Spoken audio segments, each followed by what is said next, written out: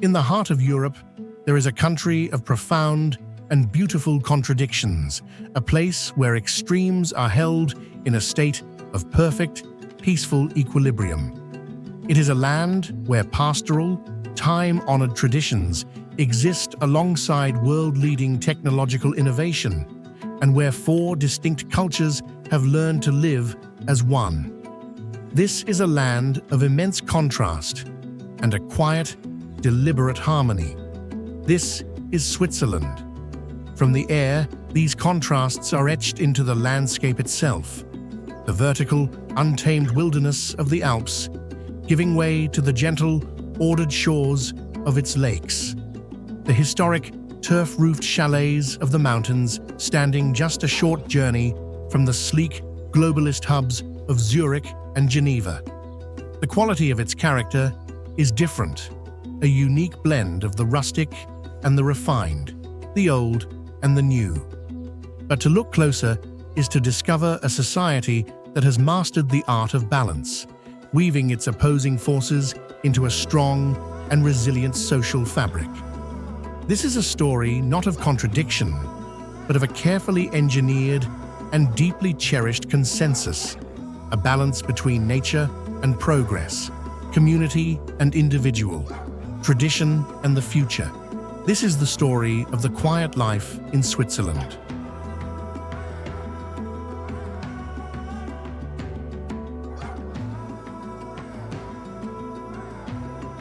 Life in Switzerland is governed by a rhythm that is at once gentle and precise.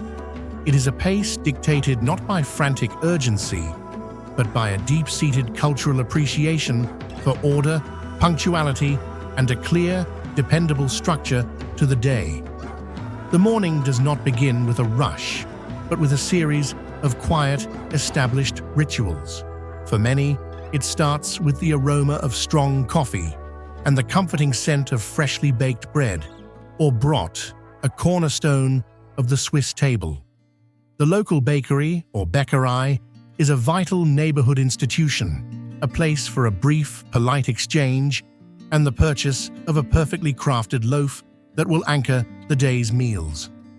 Around mid-morning, life pauses for znuni, literally meaning at 9, a small second breakfast of a coffee and a pastry or a piece of fruit, a moment to recharge before continuing the day's work. In the residential neighborhoods that surround the city centers, a profound sense of quiet prevails. These are communities built on a foundation of mutual respect and adherence to shared rules, both written and unwritten. There is an unspoken, universally understood social contract. Quiet hours, typically in the evening, over lunchtime, and all day on Sunday, are observed not as a restriction, but as a collective agreement to preserve the peace. Sunday is a day of rest, and the hum of a lawnmower or the sound of a hammer is a rare and unwelcome intrusion. In apartment buildings, life is governed by a set of communal rules that dictate everything from the laundry room schedule, each resident assigned a specific day and time, to the proper way to dispose of trash. Recycling is not a chore, but a civic duty, performed with a level of meticulousness that can seem astonishing to outsiders. Glass separated by color, paper and cardboard, neatly bundled and tied with string, PET bottles returned to the store, and even coffee capsules and batteries collected in designated bins. This is not the result of strict enforcement, but of a shared belief that a well-ordered environment contributes to a better life for everyone. It is a system built on the principle that individual freedom is best enjoyed when it does not infringe upon the peace and well-being of the community. Punctuality is the invisible thread that runs through every aspect of daily life. A train that departs at 8:02 leaves at 8:02. A meeting scheduled for 9 a.m. begins at 9 a.m. To be late is to show a lack of respect for other people's time. This predictability creates a society that is remarkably low stress. Life moves at a human pace, unhurried yet efficient, built on a bedrock of reliability and a quiet, collective commitment to a well-functioning community. Social life, too, often has a structure. Friendships can take time to cultivate, as the Swiss can be reserved at first. Much of the social fabric is woven through clubs or verein. There is a club for almost every imaginable interest: hiking, yodeling, shooting, chess, choral singing. These clubs are the primary engines of social integration, places where people of all ages and backgrounds come together to share a passion, forming deep and lasting bonds. It is a social life built not on spontaneous encounters, but on shared commitment and routine, a reflection of the broader culture.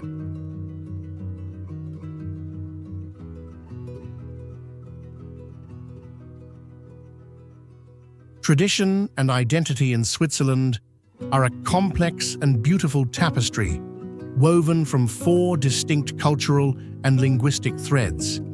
The country is not a homogeneous entity, but a confederation of 26 cantons or states, each with its own constitution, laws, and unique character. The majority of the population resides in the German-speaking region, Deutsch Schweiz, a land of tidy villages, industrious cities like Zurich, and a strong adherence to the values of order and hard work.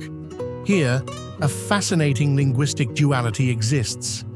High German is the language of writing, of schools, and of formal occasions, but the language of the heart and home is Swiss German, a collection of Alemannic dialects that are often incomprehensible to native German speakers.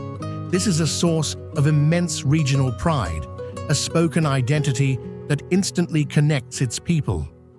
In the west lies La Suisse romande, the French-speaking region. Here, life moves with a slightly more relaxed, Mediterranean cadence.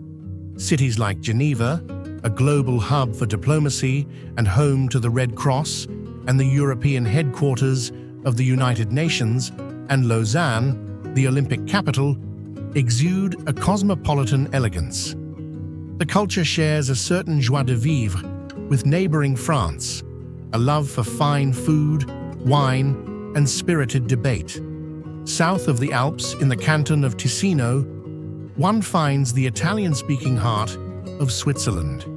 Here, the architecture with its stone houses and sun-drenched piazzas, the cuisine and the language are unmistakably Italian. Life is lived with a warmth and expressiveness that feels a world away from the German-speaking north, a unique blend of Italian charm and Swiss efficiency. And in the mountainous canton of Graubünden, a small but resilient community continues to speak Romansch, a language descended directly from the colloquial Latin of the Roman Empire. Though spoken by less than 1% of the population, it is a protected national language, a living link to an ancient past, and a powerful symbol of Switzerland's commitment to its minorities. Yet, despite these profound differences, a powerful and unifying Swiss identity exists. It is an identity built not on a shared language or ethnicity, but on a shared set of values and a common history. It is rooted in a fierce pride in their political system of direct democracy, where ordinary citizens can challenge a law passed by Parliament and vote on national issues several times a year. It is found in their long-standing tradition of neutrality, a cornerstone of their foreign policy that has kept the country at peace for centuries. And it is cemented by a universal, almost spiritual connection to the Alpine landscape. Whether from the German, French, or Italian region, the Swiss share a deep and abiding love for their mountains. This collective identity is celebrated in countless local and national traditions. In Basel, the city explodes into 3 days of chaotic, creative energy during Fastnacht, a carnival that is a masterpiece of music, masks, and political satire. In Geneva, the Fête de l'Escalade commemorates a historic victory with chocolate cauldrons and torchlit parades. And throughout the country, the Alpabzug, or Disalp, the annual autumn festival where cattle are ceremoniously brought down from their high-altitude summer pastures, their horns adorned with flowers and their bells clanging in a joyous procession, remains a vibrant link to the country's pastoral roots. It is a culture that has mastered the art of being united in its diversity.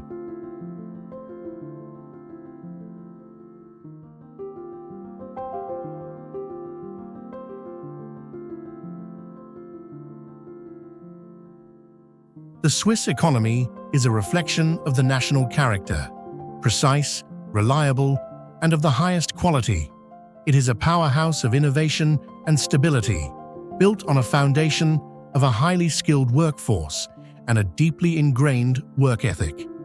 The country is a global leader in finance and banking, with Zurich and Geneva serving as major international hubs. But the economy is remarkably diverse. It is a world leader in pharmaceuticals, with companies in cities like Basel at the forefront of medical research. It is the undisputed home of luxury watchmaking, a tradition of craftsmanship and precision, honed over centuries in the quiet valleys of the Jura Mountains. This dedication to detail and quality is a hallmark of the Swiss approach to work. Tourism is another vital pillar of the economy. The country's pristine landscapes, from the majestic peaks of the Jungfrau region to the glamorous ski resorts of St. Moritz, have been attracting visitors for over a century. The industry is managed with typical Swiss foresight, balancing the economic benefits with a strong commitment to sustainability and preserving the natural beauty that draws people in the first place. Alongside these global industries, the economy is supported by a robust network of small and medium-sized businesses, the Mittelstand. These are often highly specialized, family-owned companies that are world leaders in their niche, hidden away in small towns and villages. They are the true backbone of the economy, embodying the Swiss values of innovation, quality, and long-term thinking. There is an immense respect for skilled trades and craftsmanship embodied in the country's world-renowned apprenticeship system. This system is a viable and celebrated alternative to university, providing young people with paid, on-the-job training and a direct path to a successful career. The work culture is serious and focused. The workday is structured and productive, but there is a clear and respected boundary between professional and personal life. Generous vacation time is the norm, and it is expected to be taken. High salaries and a low unemployment rate contribute to a sense of economic security and an exceptionally high standard of living, a tangible reward for a culture that values hard work, quality, and long-term stability.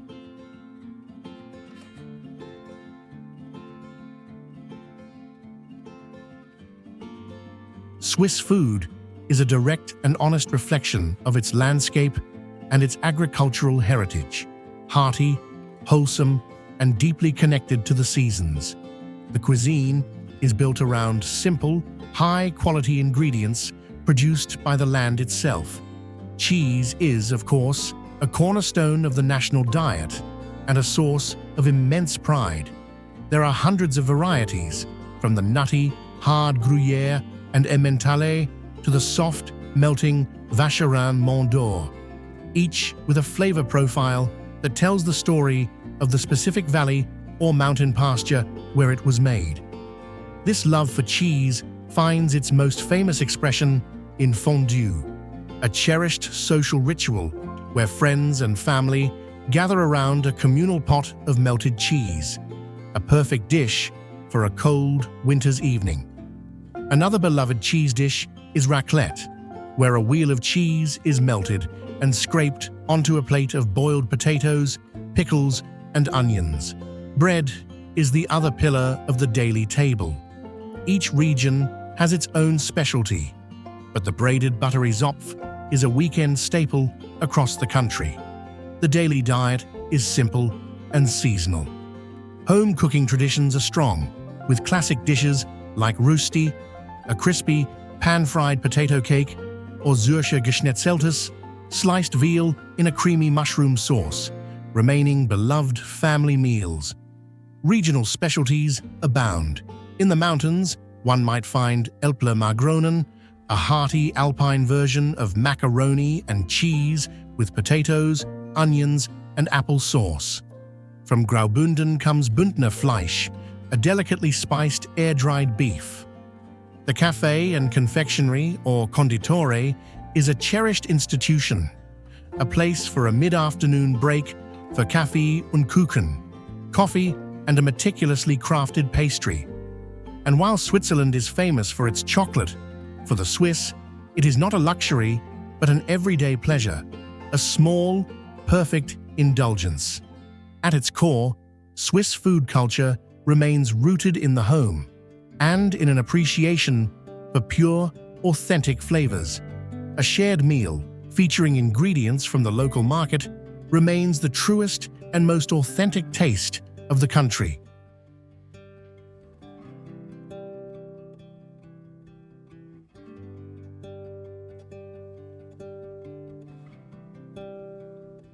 To truly understand Switzerland is to understand its nature. The landscape is not a passive backdrop.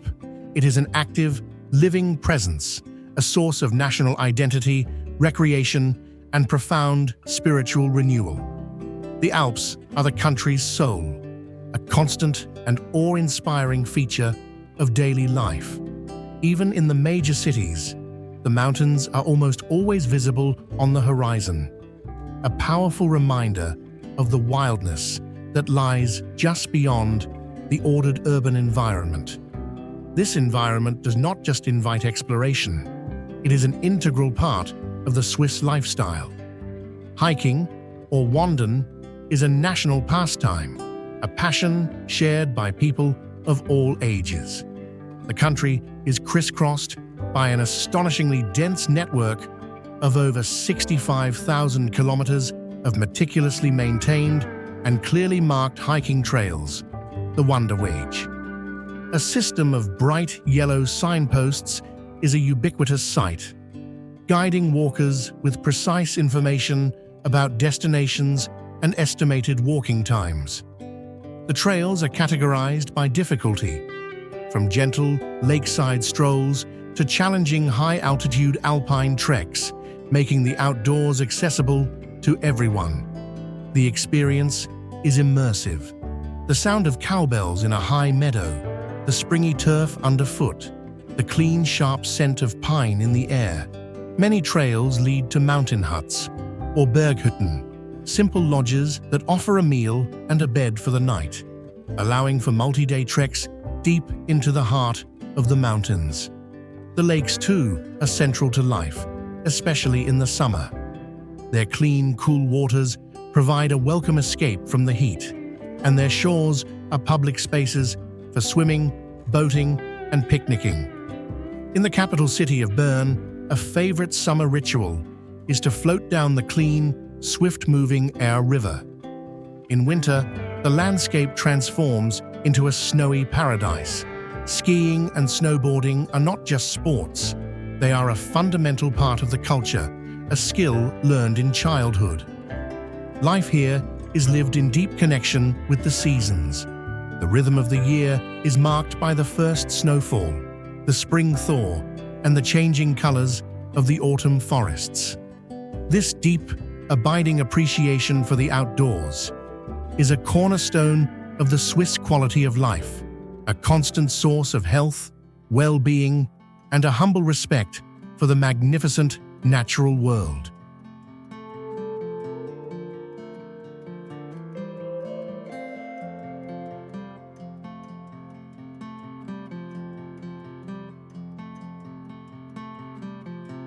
For a country defined by formidable mountain barriers, Switzerland is a marvel of connectivity and modern infrastructure.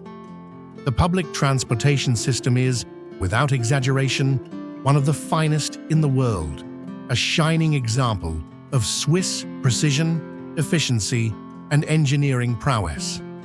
The train network, operated by the Swiss Federal Railways, or SBB, is the lifeblood of the nation.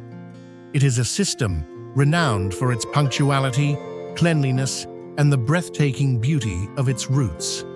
Trains are not just a way to get from one city to another. They are a way of life.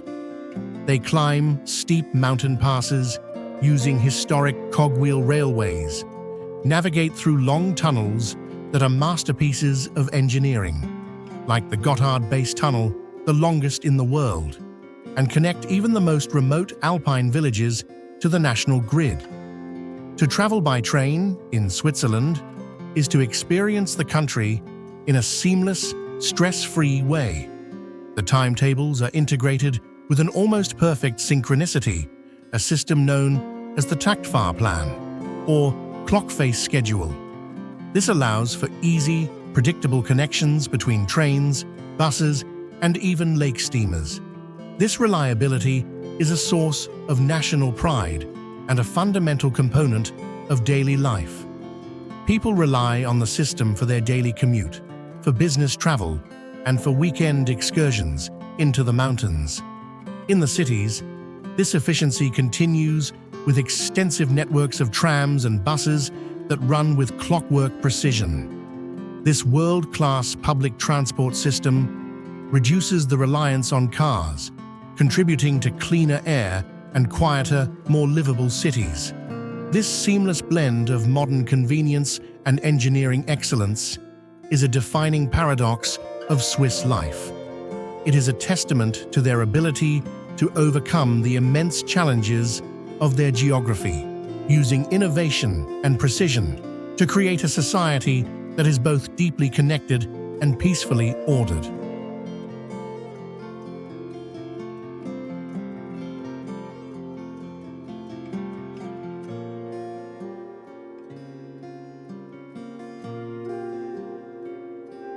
For the young people of Switzerland, growing up here offers a unique blend of stability, opportunity, and high expectations.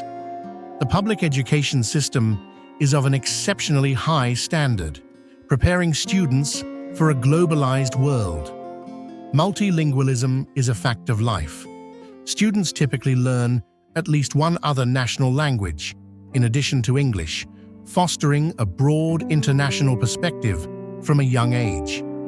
The country's large expatriate population, drawn by international organizations and multinational corporations, has also led to the growth of excellent international schools, further contributing to the country's cosmopolitan feel. One of the cornerstones of the Swiss system is its dual-track approach to education and career training. While many students pursue a traditional academic path, attending one of the country's world-class universities like ETH Zurich or EPFL in Lausanne, a significant number choose the path of vocational training and apprenticeship.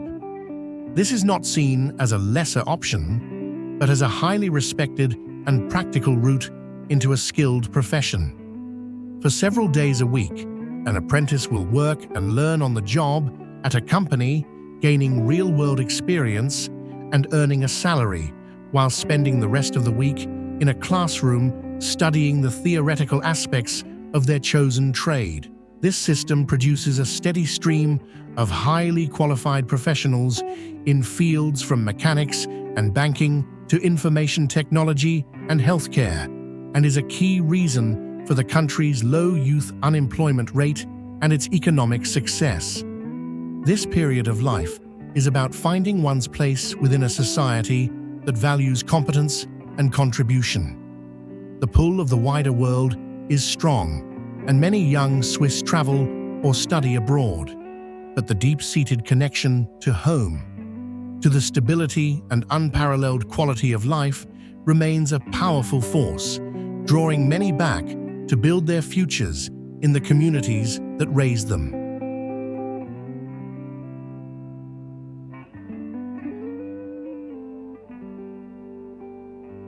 The rhythm of day and night in Switzerland is a study in contrasts, a shift from focused, productive activity to a deep and pervasive sense of calm. The daytime is defined by the steady, quiet hum of a society at work. It is the focused energy of the financial district, the quiet diligence of the craftsman's workshop, the orderly flow of people and transport in the city centers. The days are for doing, for making a contribution, for tending to the responsibilities of work and family with a characteristic sense of purpose. As evening descends, a palpable shift occurs. The transition is often marked by the apéro, a cherished social ritual. After work, colleagues or friends will gather for a pre-dinner drink, perhaps a glass of local white wine, accompanied by small snacks. It is a time to unwind, to socialize, and to draw a clear line between the workday and personal time. After the apéro, life turns inward, toward home and community. The cities do not empty, but their energy softens. Restaurants and cafes are filled with people enjoying a meal or a quiet drink with friends, but the boisterous nightlife of other European capitals is less common here. In the residential areas, a profound quiet takes hold. This is a time for family, for a shared meal, for rest. The Swiss cherish this peace. The quiet nights are a time for reading, for conversation, for simply being present. In the Alpine villages, this transition is even more dramatic. As the last light fades from the peaks, a deep, star-filled silence envelops the landscape, broken only by the distant murmur of a mountain stream. It is in this shared, nightly calm that the strength of the community is restored, and the balance that defines Swiss life is reaffirmed, ready for the new day.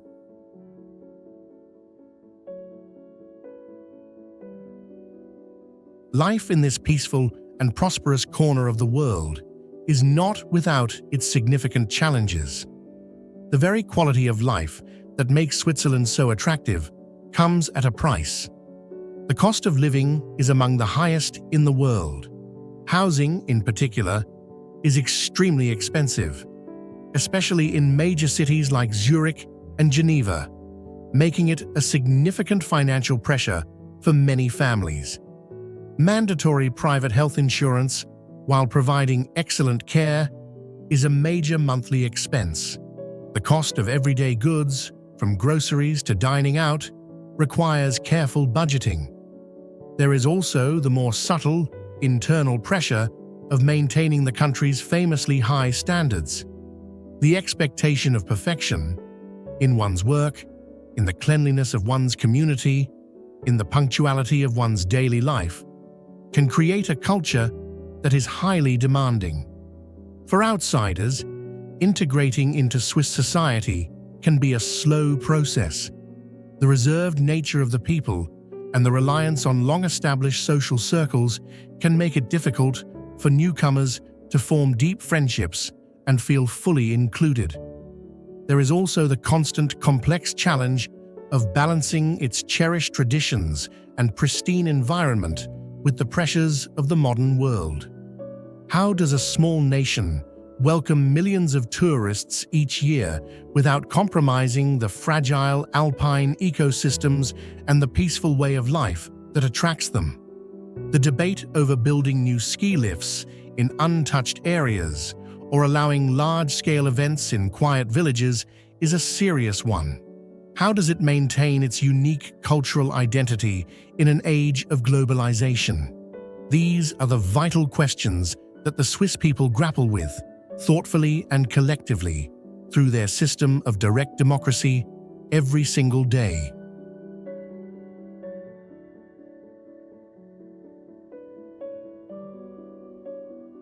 Switzerland exists in a delicate, beautiful, and constantly negotiated balance between the untamed majesty of nature and the engineered precision of modernity, between a cherished local identity and a global outlook, between a quiet, reserved nature and a strong, resilient community. It is a place shaped by the mountains, by a diversity of cultures, and by a quiet, unyielding commitment to order and peace. Here, life is not measured in grand, dramatic moments, but in the steady, dependable rhythm of the seasons, in the warmth of the home, in the comfort of a well-ordered community, and in the simple, profound beauty of the everyday. It is a living testament to the idea that in a world that is constantly speeding up, there is still a place and a deep human need for a quiet, balanced, and peaceful life.